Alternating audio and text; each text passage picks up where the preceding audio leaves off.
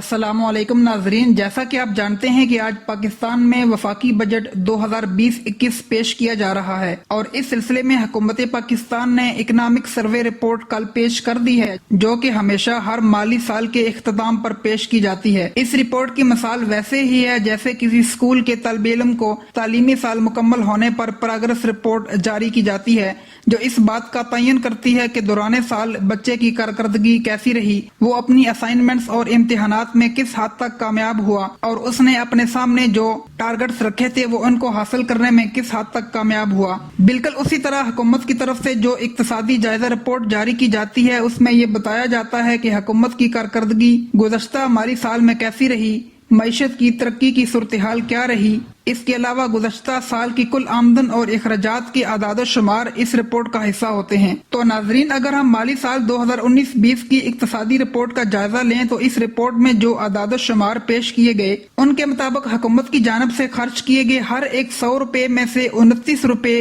قرضوں کی ادائیگی کی مد میں چلے گئے، جبکہ 13 روپے ملکی دفاع کو مضبوط بنانے کے لیے آرمی کے حوالے کر دیے گئے۔ اس کے ساتھ ساتھ ریٹائرڈ ملازمین کی پنشن میں 15 روپے خرچ کیے گئے، عوام کی حفاظت میں یعنی پبلک سیفٹی کی مد میں 3 روپے خرچ کیے گئے، جبکہ تعلیم اور صحت کے حصے میں بالترتیب 80 پیسے اور 20 پیسے آئے۔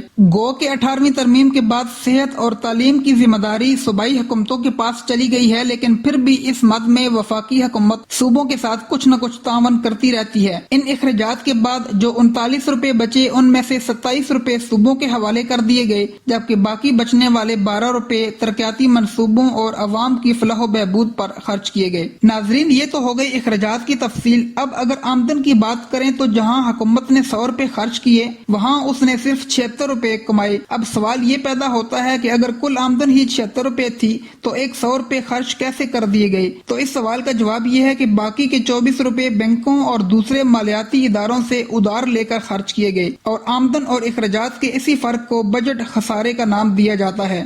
ناظرین، جہاں تک حکومت کی آمدن کا سوال ہے تو میں یہاں آپ کو یہ بتاتا چلوں کہ حکومت کی آمدن کے اصل ذرائع کون سے ہیں جن سے حکومت آمدن حاصل کرتی ہے۔ تو اگر حکومت کی کل آمدن کو 4 حصوں میں تقسیم کر دیا جائے تو ان میں سے ایک حصہ حکومت کو قومی اداروں مثلاً اسٹیٹ بینک، شناختی کارڈ اور پاسپورٹ وغیرہ کی فیسوں سے حاصل ہوتا ہے، جبکہ باقی کے 3 حصے ٹیکسوں کی مد میں حاصل ہوتے ہیں۔